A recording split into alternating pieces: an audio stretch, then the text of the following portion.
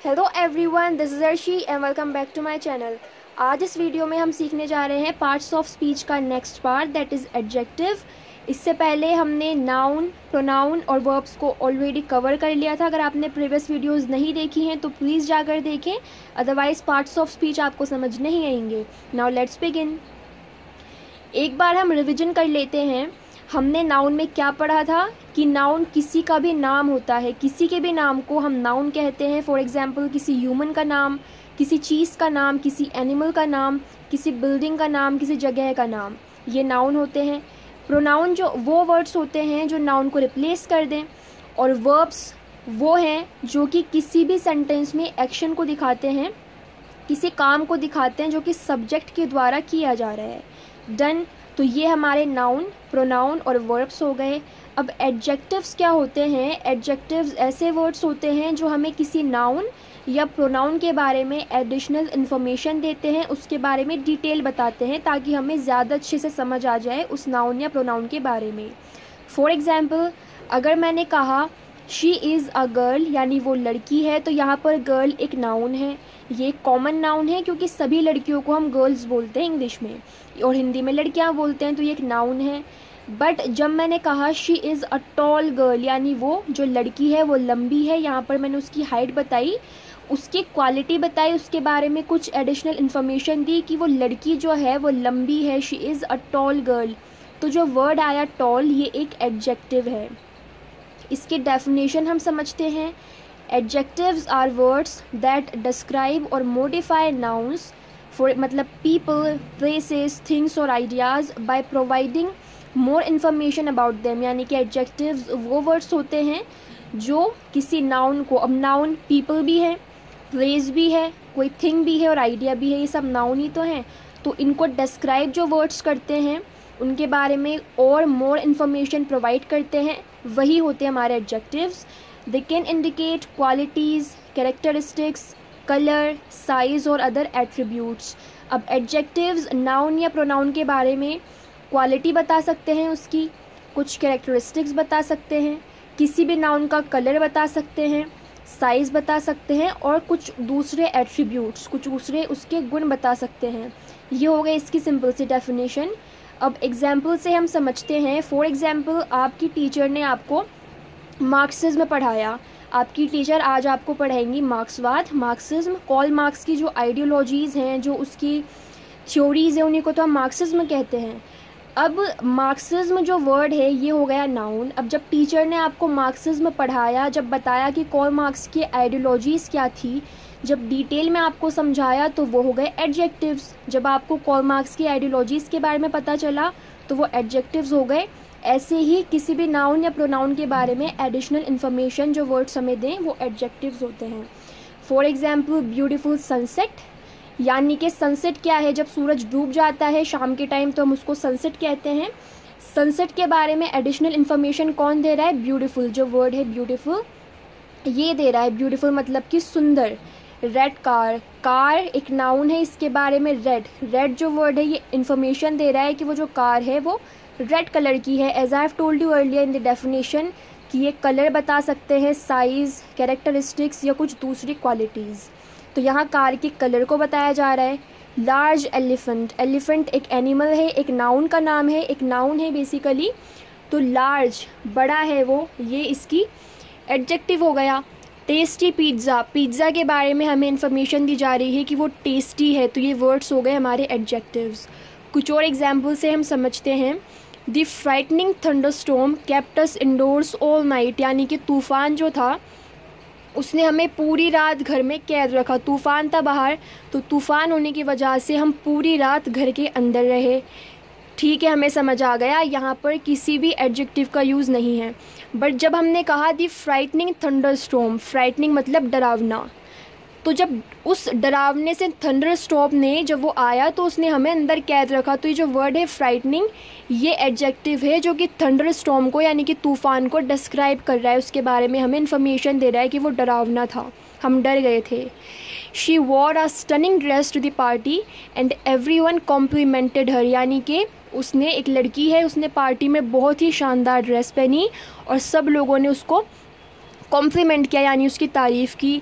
यहाँ पर अगर मैं कहूँ she wore a dress to the party and everyone complimented her, तो हमें कुछ समझ नहीं आ रहा है, सिंपल सा एक सेंटेंस है कि उसने एक ड्रेस पहनी। बट जब मैंने स्टनिंग वर्ड को यहाँ पर ऐड किया तो इससे उस लड़की की ड्रेस के बारे में हमें एडिशनल इन्फॉर्मेशन मिल रही है कि जो ड्रेस उस लड़की ने पार्टी में पहनी थी वो बहुत ही सुंदर थी, शानदार थी, कि सबने उसकी ड्रेस के लिए उसकी तारीफ़ की, उसको एडमायर किया। My intelligent dog can learn new tricks very quickly, यानी जो मेरा कुत्ता है, जो मेरा डॉग है, वो बहुत इंटेलिजेंट है कि वो हर चीज़ बहुत जल्दी से सीख सकता है। यहाँ पर अगर मैं कहती my dog can learn new tricks very quickly तो सिंपल सी बात थी, बट जब मैंने इंटेलिजेंट वर्ड को ऐड किया तो मेरे डॉग के बारे में एडिशनल इन्फॉर्मेशन दे रहा है ये वर्ड कि मेरा डॉग बहुत इंटेलिजेंट है, समझदार है।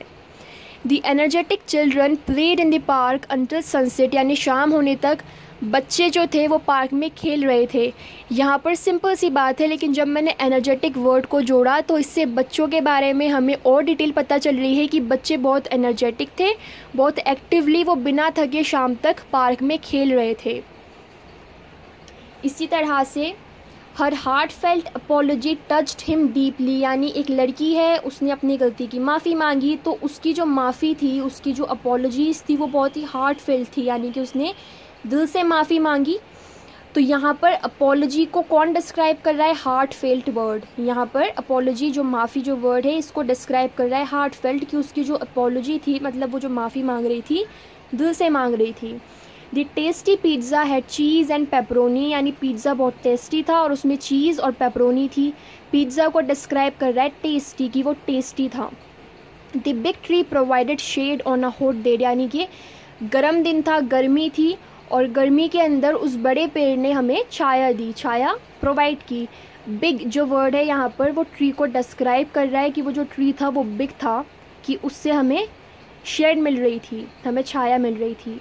माई blue backpack is my favourite, यानी मेरा जो ब्लू वाला बैकपैक है, मेरा बैग है, वो मेरा फेवरेट है। यहाँ पर बैकपैक को डिस्क्राइब कर रहा है ब्लू। यहाँ पर बेसिकली कलर बताया जा रहा है हमें कि बैकपैक जो है वो ब्लू कलर का है, तो ये एक एडजेक्टिव हुआ।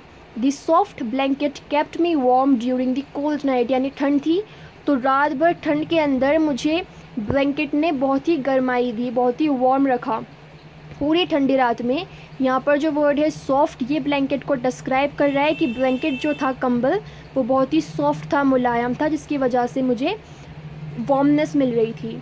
The green grass felt cool under my feet, यानी मेरे पैरों के नीचे, क्योंकि हम ग्रास पर चल रहे हैं तो पैरों के नीचे वो जो ग्रीन ग्रास थी वो बहुत ठंडी महसूस हो रही थी मुझे। यहाँ पर ग्रीन जो वर्ड है ये ग्रास को डिस्क्राइब कर रहा है, इसके बारे में एडिशनल इन्फॉर्मेशन दे रहा है, इसका कलर बता रहा है। John and Martin are good friends, यानी जॉन और मार्टिन अच्छे दोस्त हैं। जो वर्ड है गुड, ये इन दोनों ही नाउन्स को डिस्क्राइब कर रहा है कि वो अच्छे फ्रेंड्स हैं, बहुत इंटीमेट फ्रेंड्स हैं। A rocket is faster than a plane, यानी यहाँ पर रॉकेट और प्लेन का कंपैरिजन किया जा रहा है कि एयरप्लेन और रॉकेट की जो स्पीड है वो बताई जा रही है और कहा जा रहा है कि a rocket is faster than a plane, यानी रॉकेट जो है वो एक एयरप्लेन से भी ज़्यादा फास्ट होता है। तो जो वर्ड है फास्टर, ये डिस्क्राइब कर रहा है रॉकेट को। We had a difficult test today, यानी आज टीचर ने हमारा टेस्ट लिया और बहुत ही डिफ़िकल्ट था वो टेस्ट, बहुत मुश्किल था, हमारे मार्क्स कम आए। तो डिफ़िकल्ट जो वर्ड है वो टेस्ट को डिस्क्राइब कर रहा है। Sarah is as thin as her mother, अब यहाँ पर भी कंपैरिजन है, सारा को उसकी मम्मी से कंपेयर किया जा रहा है कि जितनी पतली सारा की मॉम है उतनी ही पतली सारा भी है। थिन मतलब पतली, Sarah is as thin as her mother, Sarah उतनी ही पतली है जिसकी उसकी मॉम। तो सारा को डिस्क्राइब कर रहा है यहाँ पर थिन वर्ड की वो पतली है। The clean towels are in the drawer, यानी जो साफ़ सुथरे जो टावल्स हैं वो ड्रॉवर में रखे हुए हैं। टावल्स को कौन डिस्क्राइब कर रहा है? द वर्ड क्लीन, तो ये एक एडजेक्टिव है। My sister doesn't like scary movies, यानी मेरी बहन को डरावनी मूवीज़ पसंद नहीं है। स्कैरी मतलब डरावनी। यहाँ पर सिस्टर को बेसिकली डिस्क्राइब कर रहा है स्कैरी वर्ड कि उसको मूवीज़ तो पसंद है but she doesn't like scary movies. The fire destroyed the tall building, यानी आग ने लंबी जो बिल्डिंग थी, जो टॉल बिल्डिंग थी, उसको डिस्ट्रॉय कर दिया, नष्ट कर दिया, पूरा ख़राब कर दिया, पूरी टूट गई, बिखर गई। तो यहाँ पर जो वर्ड है टॉल, लंबा, बिल्डिंग को डिस्क्राइब कर रहा है ये कि वो बिल्डिंग जो थी वो बहुत लंबी थी। फॉर एग्जाम्पल बुर्ज खलीफा की मैं बात करूँ तो वो बिल्डिंग लंबी है, तो बुर्ज खलीफा को डिस्क्राइब कौन कर रहा है? टॉल, द वर्ड टॉल, तो ये एक एडजेक्टिव हुआ। I like the green shirt, मुझे ग्रीन वाला शर्ट पसंद है। यहाँ पर शर्ट एक नाउन है, कॉमन नाउन है, और इसको डिस्क्राइब कर रहा है द वर्ड ग्रीन। तो इस तरह से एडजेक्टिव्स हमें नाउन या प्रोनाउन के बारे में एडिशनल इन्फॉर्मेशन देते हैं। बहुत सिंपल हैं एडजेक्टिव्स। अगर आपको एडजेक्टिव्स पसंद आए हों, समझ आए हों, मेरी वीडियो पसंद आई हो, तो प्लीज़ इस वीडियो को लाइक कर दें। मुझे कमेंट सेक्शन में जाकर बताएं आपको मेरी वीडियोस कैसी लगती हैं। इस वीडियो को अपने फ्रेंड्स के साथ शेयर करें और मेरे चैनल को सब्सक्राइब करें for more such grammatical topics. Thank you very much for watching the video. Bye bye, see you soon.